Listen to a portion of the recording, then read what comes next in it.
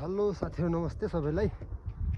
म चाहिँ आज जगुल च्याउ खोज्न आएको थिएँ। त्यसरी च्याउ बन्द पर्छ सबै त्यहाँ उता सबै उता सबै यो सबै उता सबै च्याउ पाइने ठाउँ हो यो सबै।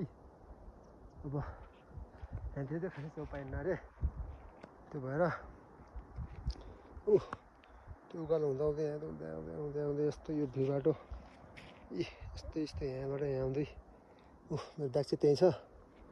जस्ट भिर छ बाटो, पानी पाउन्न। यस्तो रेडबुलको सहारामा आउनुपर्छ। पाँचवटा 6वटा जति ल्याएको थिएँ, 2-3 त खाइसकेँ। अब 1-2वटा बाँकी होला। अझ यहीँ माथि डाँडा काटेर उता पुगिन्छ होला सायद। म बेलुका 6-7 बजी बस्ने ठाउँ पुग्छु होला। त्यो पनि पानी नपर्यो भनेपछि, नत्र आधी बाटो बस्नु पर्ला। उता यहाँभन्दा उता यो डाँडा उतापट्टि मान्छे बस्नुहुन्छ, त्यहाँ आफ्नो आफन्तहरू त्यो बस्नुहुन्छ। आज त्यहाँ गएर खाना खाएर त्यहाँबाट भोलि बिहानै एउटा ठुलो लेक हुन्छ, त्यो लेक काटेर उता जानुपर्छ।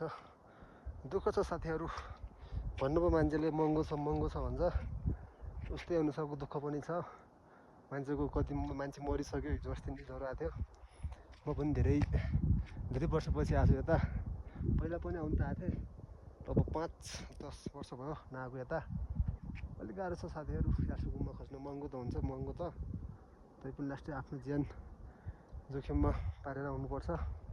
गाह्रो छ साथीहरू, भने जस्तो छैन।